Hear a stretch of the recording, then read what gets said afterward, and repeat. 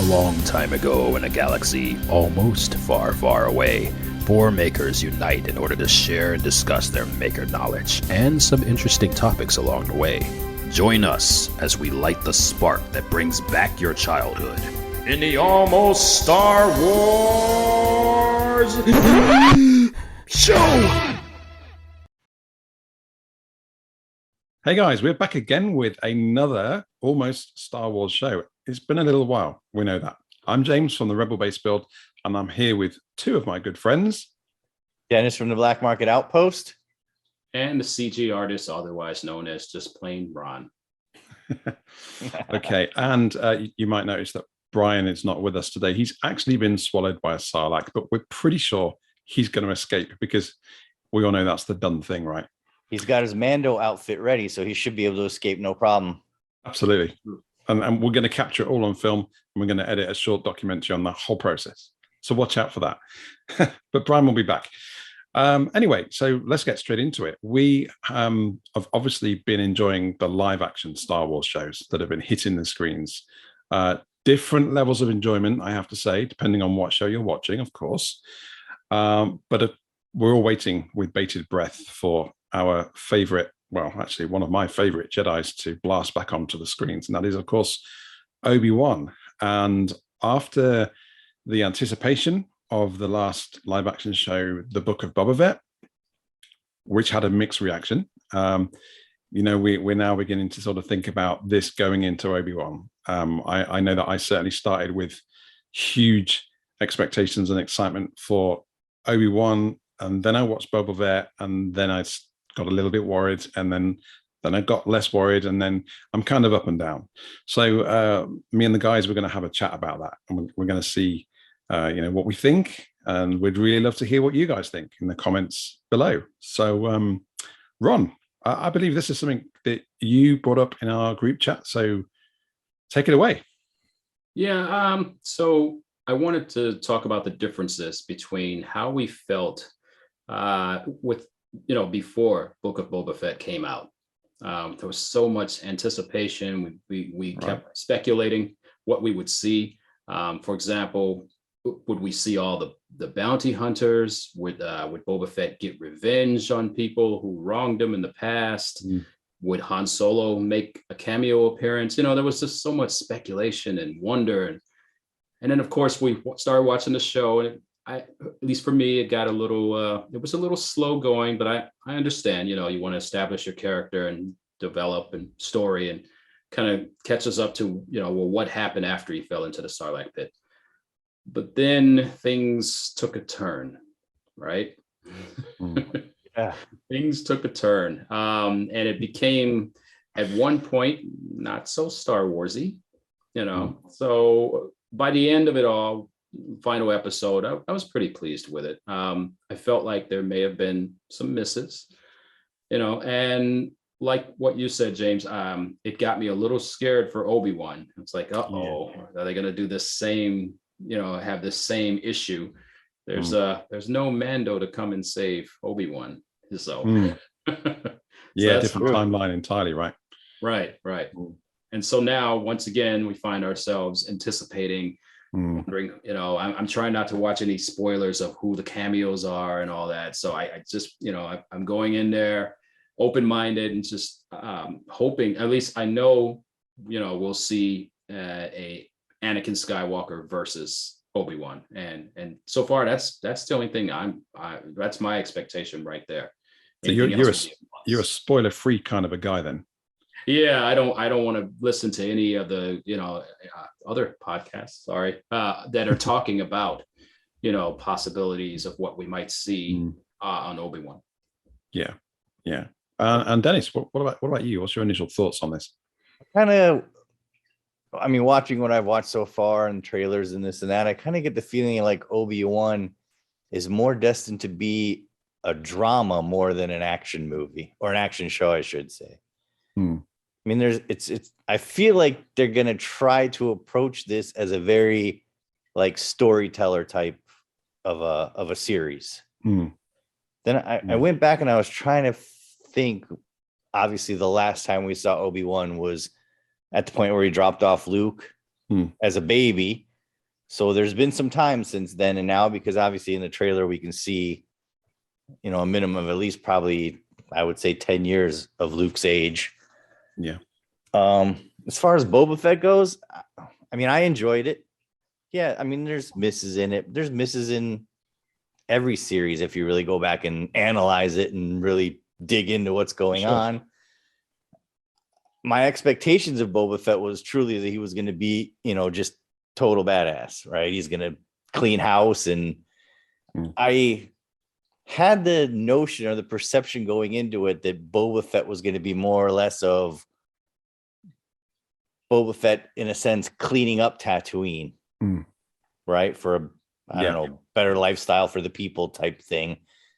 Somewhat of I imagine somewhat of like a Robin Hood type scenario where he'd still do the criminal thing and, be the, help both sides of the coin, sort of speak. Right.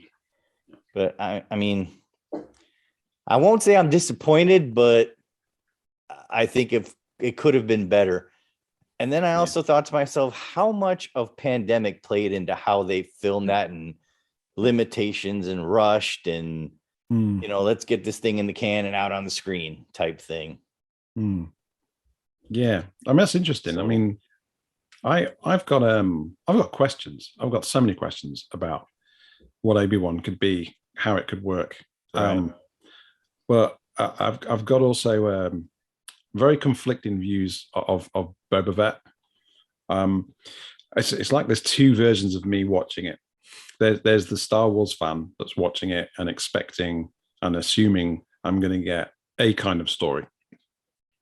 I mean, this episode of the Almost Star Wars show is not about Boba Fett really, but just to get this bit out of the way, I watch it as a Star Wars fan and I expected certain things and I didn't get those things. I got something entirely different and I kind of enjoyed that.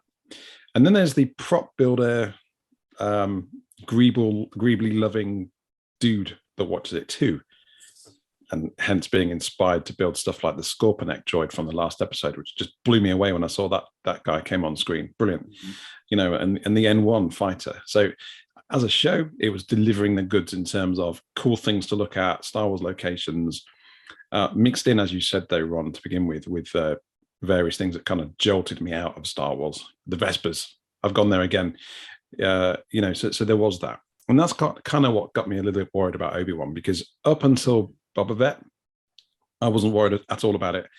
I was hearing great things. I was thinking, okay, we're bringing Ewan McGregor back. We're even bringing John Williams back this time with a score, the main theme. He's back there. And I half expect almost to see the yellow scroll at the beginning. I mean, that would be cool if they did that, because to me, it kind of feels like they have a real opportunity here to take this almost down as an episode of Star Wars, of the Star Wars saga. I don't think they'll do that, but in my head, that'd be cool, because I think it's the closest thing we're going to get to something that fits cleanly within the movies, because we're going back there. Right. And I also think what's clever about it is they're borrowing on they're borrowing from things that have happened since those films, like the sisters, seen in the video games, Fallen Order, etc.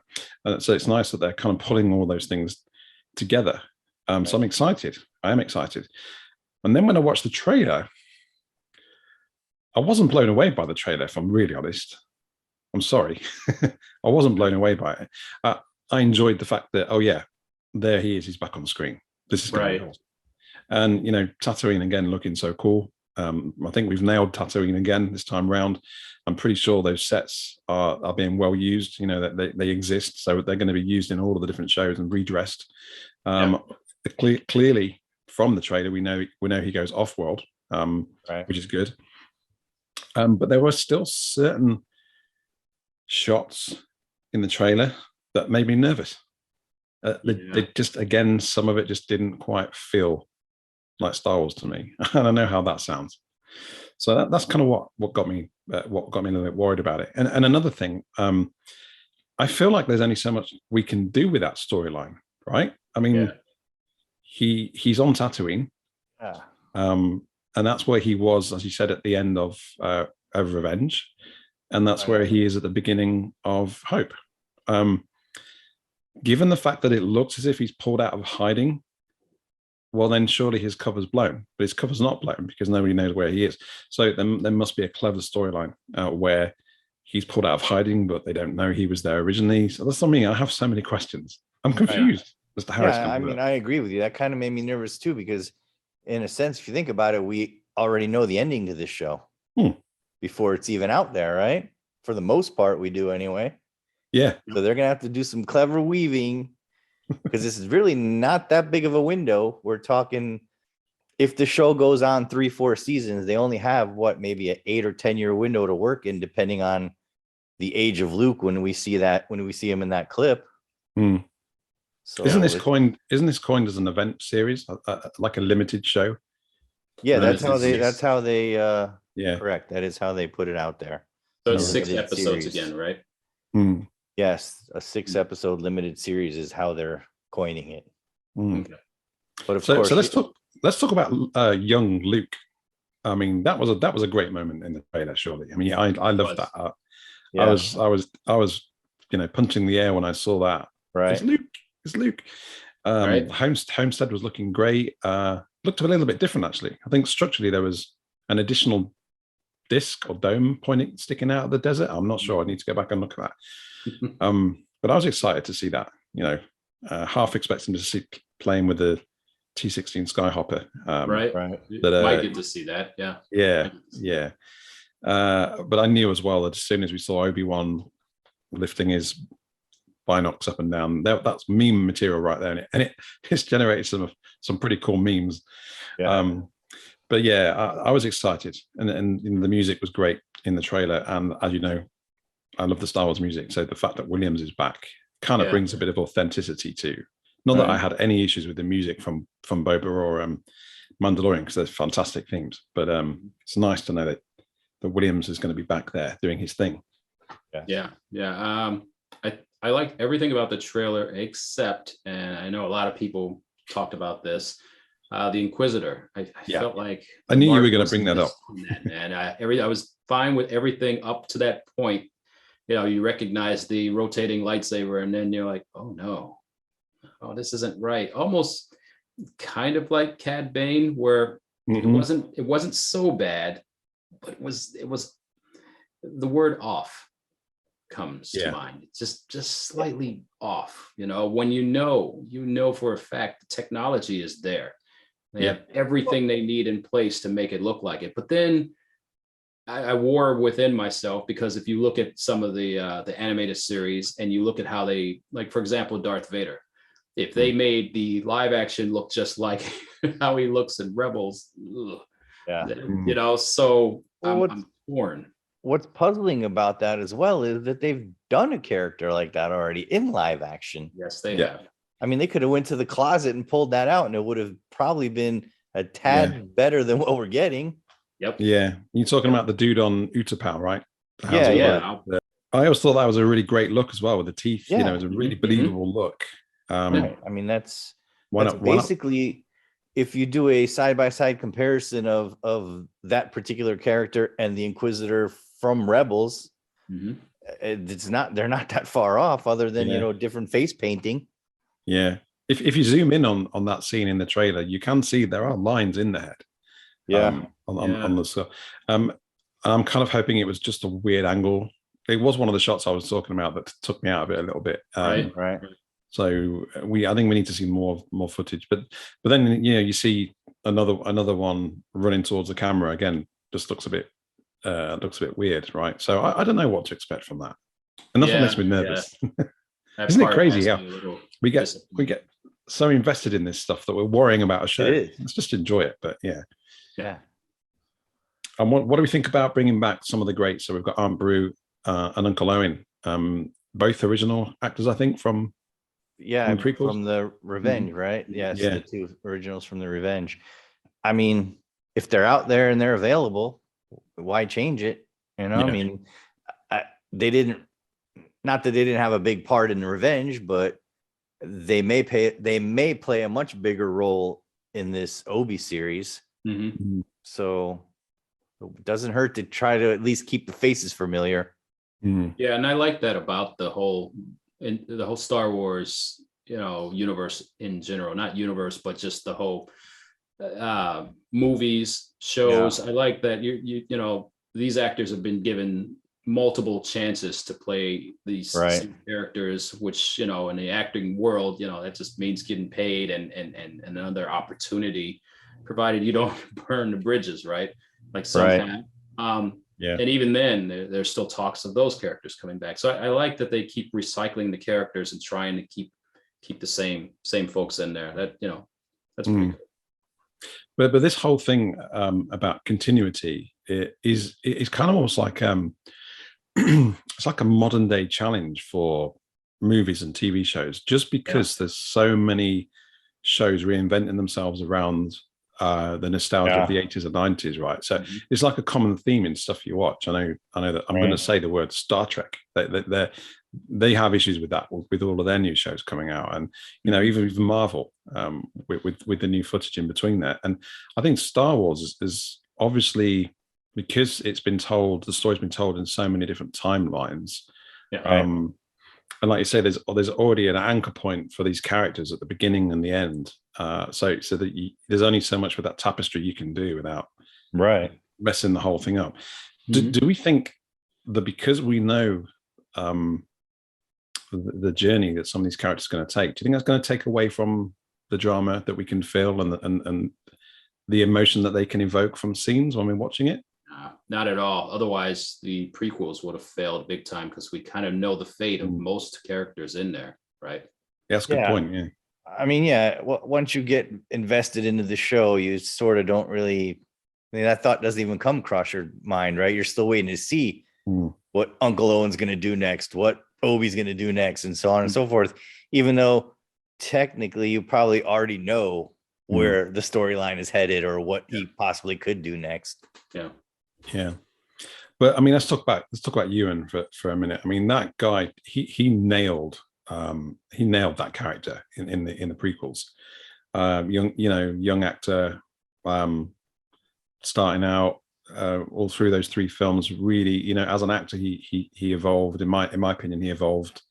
The character certainly evolved. And what. I mean, how much energy does that guy and Hayden Christensen, how much energy did they both have? And there's that choreography of those fight scenes. We have never seen lightsaber battles like that since.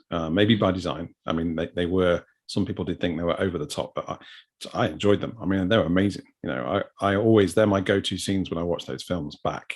Brilliant. And I know that they've promised a rematch of the century. So, hopefully what we're going to see is similar choreography, in modern times. I mean, there's, the mere idea of that, it just excites me no end. I mean, that should be some cool stuff right there.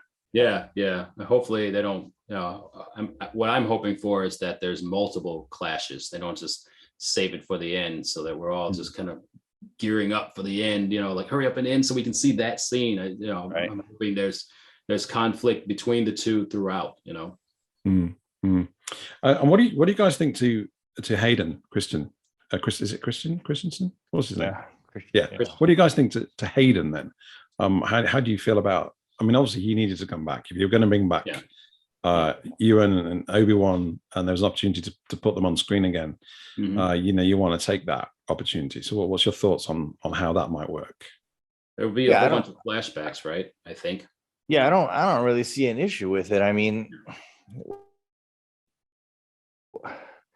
maybe in the first movie where he was a bit younger, it was a little dramatic and his acting wasn't all that, but I mean, as the series went on into 2 and 3, I think he came around, and I mean, by the time 3 came around, Revenge, I mean, he was evil. He knew what was going on and he understood. I believe he finally understood the role by the time that came around. Yeah. So I mean, I know he got a lot of stick for being a whiny kid, and I get that, but right. I mean, I enjoyed his role. I thought he did a really good job. I agree. And I mean, in his defense, how much of that is directing, right? Maybe they're telling him to do this. We don't know. Maybe, they're trying to find something and he just didn't have the proper delivery is all. Yeah. And there were some big feat to fill, weren't they? I mean, absolutely. Imagine being a young actor, being told by your agent that you're going to play the young Darth Vader, and you are going to portray the story of his fall to the dark side. I mean, no pressure, mate. Yeah. Right, and not like there was any sort of research like Ewan had, where he can go out and just watch Obi-Wan over and over and over and nail every move. Right. All we saw of Darth Vader was barely lifting his arms, barely moving his legs, walking across the room and choking people. Yeah. So and let's be honest, it was a bit, particularly in A New Hope, at least in my opinion, it was a bit hammy, that acting from Prowse, wasn't it? Absolutely. You watch it back now and it's a bit cringy at times, but and Hayden Christensen was only in the suit for a mere moments, wasn't it, at the end of Revenge? Yeah, just the end of Revenge. Yeah. But I do feel that, and I don't know how much he's been involved after Revenge, but he should have a better understanding and a knowledge of where this character needs to be, or how he gets to where he needs to be. Yeah. I read a story on, I think it was Twitter today, and I don't know how true this is, but he has apparently just binge watched. He's rewatched the movies. He's watched all of the Clone Wars and Rebels as well. Now, obviously, he did that before taking part. So he hasn't just done it; he did it before. Right. He got back into the role, but that's good. I mean, that's nice to think he's done that. Yeah. So I've also read that I believe him and Ewan together went and binged a bunch of Rebels with Obi and Darth Vader, and also the previous movies. That would have been a cool room to sit in, wouldn't it? Yeah. Imagine that. Oh, wow. I don't think I'd be watching the screen. I'd be watching their reactions like, look, you see? Yeah. Yeah. Because I thought the other dude that played, was it Matt Lanter, who voice acted Anakin? Obviously very different portrayals, and probably done so on purpose, so that artistically there was room for the let's say the cartoony version of right. different. But yeah, I kind of really warmed to his voice and his portrayal of the character, and he's been a part of that of bringing that character to the screen as well. So I wonder what he thinks about it all. But it's definitely feels like the event of the decade when it comes to Star Wars. Sure, we've had Mandalorian has done so well, and and we have Boba Fett, which is also pretty cool. Great fun. Popcorn telly. But for me, this just feels like a bit of a special Star Wars event. Like I say, authentic. So I just hope it's good. Yeah, I do too. I mean, Mandalorian really set the bar high, and we saw what happens when you almost get that, get there, but not quite. Again, there's no Mandalorian to bail the show out, which I don't think. At least I really hope it doesn't need it. I don't think it does, though. It's weird. I'm going into it with a much different feeling than I had for Boba Fett. Yeah. I mean, obviously Mandalorian is well filmed. No argument there, right? I don't think from any of us. But how much of us not knowing that story plays a part in how we watch it? It's true. I think you're right. I think what's plagued the characters that have had the backlash, Luke Skywalker, for example, in the sequel trilogy, the newer movies. Yes. People, it's not the Luke we know, blah blah blah, because you have years of learning what that character is, and then it's portrayed differently, and anything new is different from what you know. And I think that was the issue with Boba. I think we all went into expecting the badass, certainly not the bounty hunter coming out of retirement trying to find a nice little house on Mos Espa. That wasn't what we were looking for. Right. And I think with Obi, we've got that same danger of him. If he acts in any way different than what we've seen him before, and he probably will, because he's going to be broken. That character will be broken in terms of where he is. Are we then going to think this is not the Obi we know? And then the fans going to start on that bandwagon, and then we're all told it's a show that we shouldn't enjoy and all that kind of stuff. You know what it's like. Right. Oh, Yeah, I mean, the one thing that I kept alluding to like the entire time is the age of these characters that they're bringing back.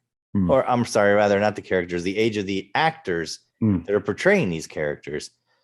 I mean, I might be happy today, but I don't know what I'm going to be 40 years from now. Luke might end up actually being what we got in those movies.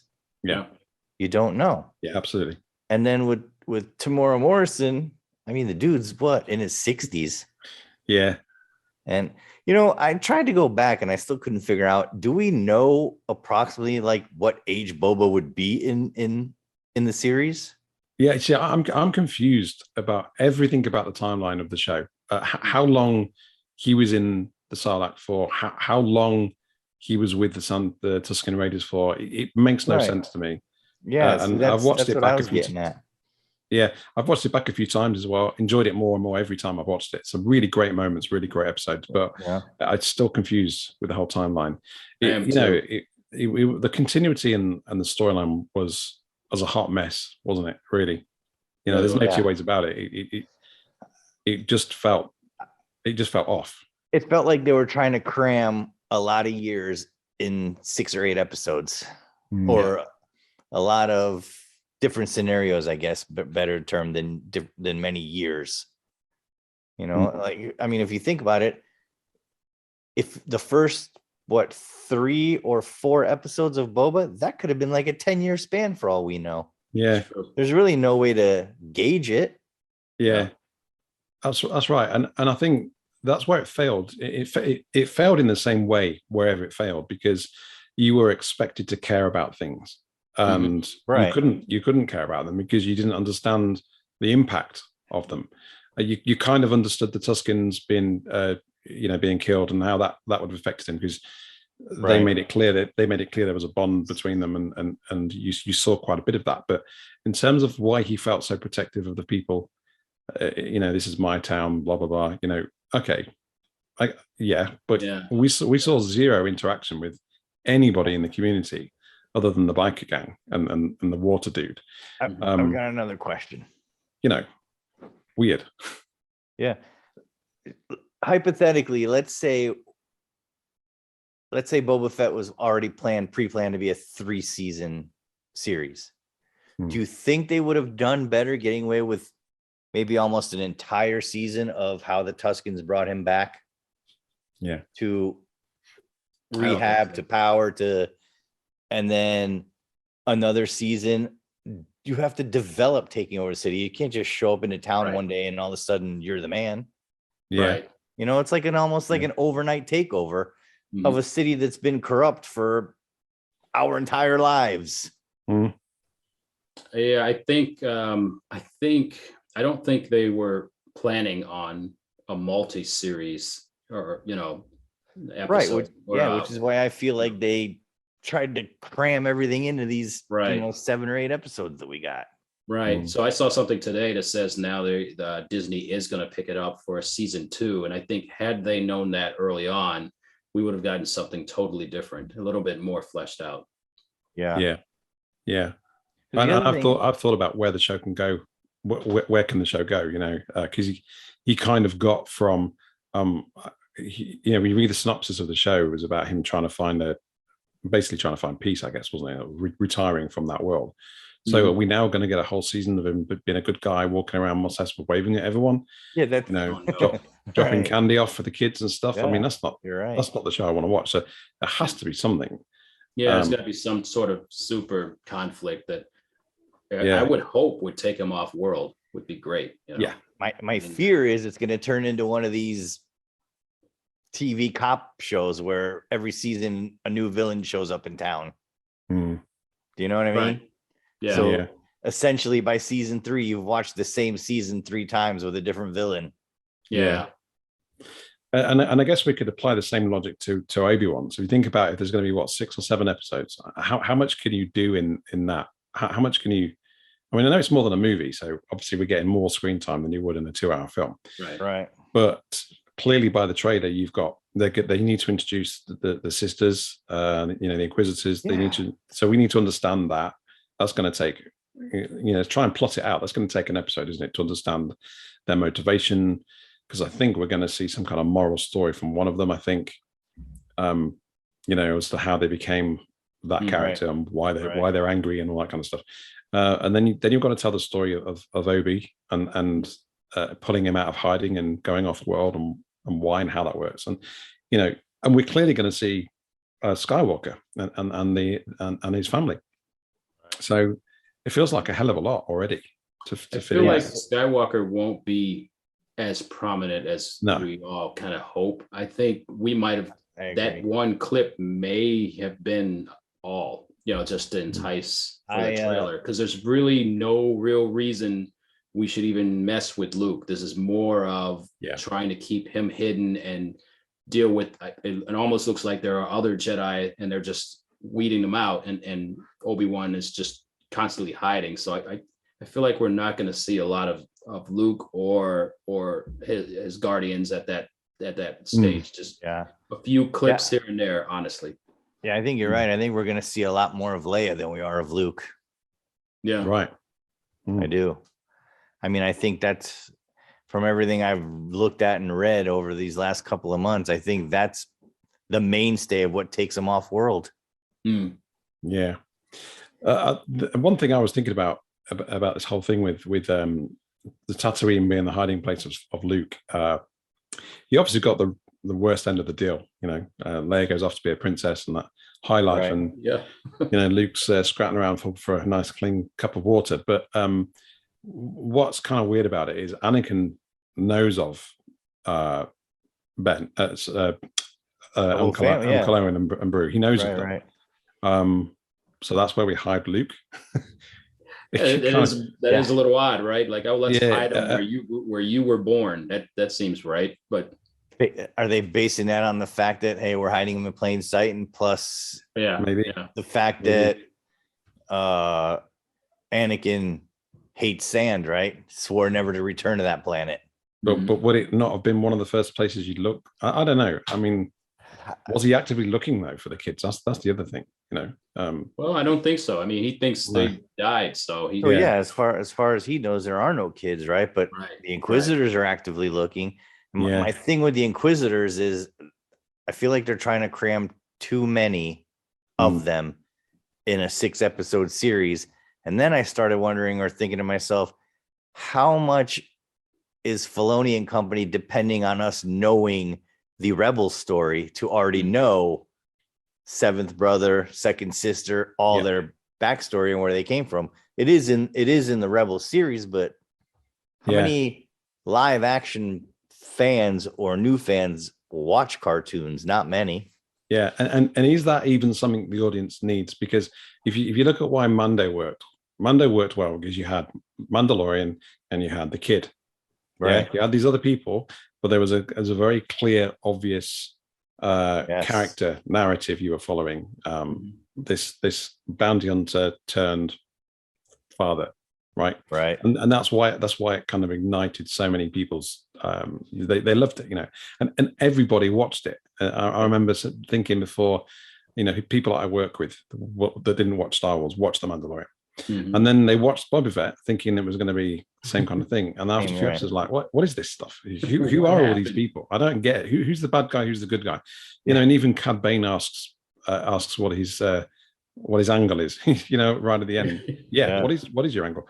And I don't want that to be the same thing in Obi-Wan. I think we need to just know that's Obi-Wan.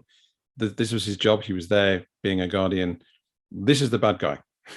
It looks like there's going to be a lot more than that. And if it's too complex, it's not going to become mainstream like Mando. And maybe that's fine. Maybe that's okay for it to be niche. It doesn't need to be, but it's just another thing to consider or worry about. The stakes are just so much higher with this. Just so much higher. With Boba Fett, maybe not as high. I mean, it was kind of one of those, at the end of Mando, we're all happy with that and shocked at what happened at the end. And then all of a sudden, hey, now there's this. What? Right. Whereas Obi-Wan, we've kind of been talking about this for years. Originally, it was supposed to be a movie, a story in the world of Star Wars. But then I think Solo may have killed that one. And now they're bringing it up Which- again. So I mean, we all know these characters, and we're, you know, it's a lot more anticipation. So you got to get this right, especially after Boba Fett. I mean, not that it failed, but it didn't do as good as Mando and a lot of the other things, you know. Yeah. You know, so you got to get this right. Yeah, for sure. Agreed. And I guess sort of maybe wrapping up the Obi-Wan stories is did we and do we need it? You know, do we need this? I mean, I'm so happy it's happening. Of course, all Yeah. Star Wars is good to me. I don't know that we need it, but I think they're banking on everybody's love for Ewan McGregor. Yeah. Yeah. I agree. I think they're banking on that. We have a ready-made Obi. Let's do this type attitude. And the guy still looks great, you know, and still Yeah. still in great shape.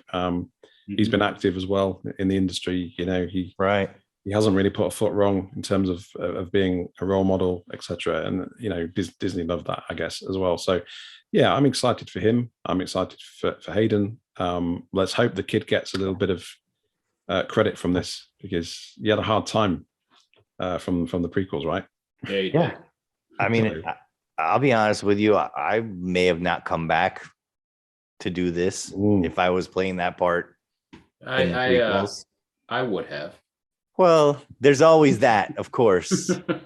And it's not, you know, but it's got to be hard for him. I mean, he's going in. I mean, there was so much hate, right? Yeah, he went in there with some hesitation. I'll guarantee you that. Yeah, definitely. And also as well, I'm not sure how the timelines would have been, but would they have seen any of the backlash from Boba Fett? No, they'd have already wrapped filming by then, wouldn't they? So they wouldn't have seen the potential, although they saw what happened to Solo. So they would have, as actors, making an informed decision whether or not to jump onto that project. They were going to be aware of, well, look, Solo, this was what happened to Solo, you know. So yeah. Look what happened to The Last Jedi, you know. Man, I don't know, man. I love that movie. Yeah, I liked Solo. Me too. Me too. I think what they probably saw and what made them give the green light is how the world reacted to seeing That's what I mean. Luke come back in Mando, and just how that was really, really well received. Despite its shortcomings technology wise, everyone was just like shocked, you know. I want to see more of that. That is what I want to see. And then that probably sparked them to think, man, we can probably do this on a grander scale with characters that people already know. We kind of know the backstory, but people want to see more. So to get back to your original question, do we need it? Not really, but I mean, looking at Apple, did we need an iPad? I know. I agree with both of you guys. None of the last 3 series were needed. Right. Other than Mando, Boba Fett wasn't needed. No, Han Solo wasn't needed. Nope. Obi-Wan probably isn't needed, but I think it's the one thing everybody wanted. Yeah. And I think, like you say, Ron, if there's an opportunity to use these guys, they're still around, they're still ready and able, then let's go. I mean, I'm ready. Right. Yeah. We haven't got long now. It's a few weeks, right? And I'm excited. Yeah, I'm excited too. Just if you can deliver a good story, don't just do this, you know, just because you think you should and can with all the technology and all. Hopefully, I mean, look who's running it. I trust their storytelling skills. There's plenty of things that they've done already that's been gold. So, you know, my fingers are crossed, but I do not. I don't have a bad feeling about this. Unfortunately, Ron, the 4 of us and everybody in our circle 3 years from now is going to think Boba Fett was the greatest thing ever made, because that's just how we are. Do you know what though? I loved the Boba Fett show. I know it had issues. It will happen, just like everything else. Some cool stuff in there. I'm so pleased it happened. But for me, I'm looking forward to the new theme tune, John Williams. I would love it if they gave a nod to the yellow Star Wars logo coming on the screen, and you know, that would be so great if they did that. I don't think they're going to do it. That's just the fanboy in me, because I really do feel it feels like it could become an authentic piece of the original puzzle. So that would be really nice. But you know, I'll take whatever they decide to do with it. Let's go. Let's do it. Yeah, I'm ready. Yeah. So what do you guys think then?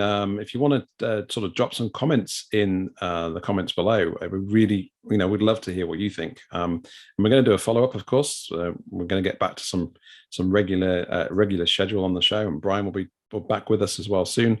But we'll definitely do a follow-up once Obi-Wan hits the screens, and we'll have another conversation, and we'll see if any of these worries that we've just discussed are actually worth worrying about.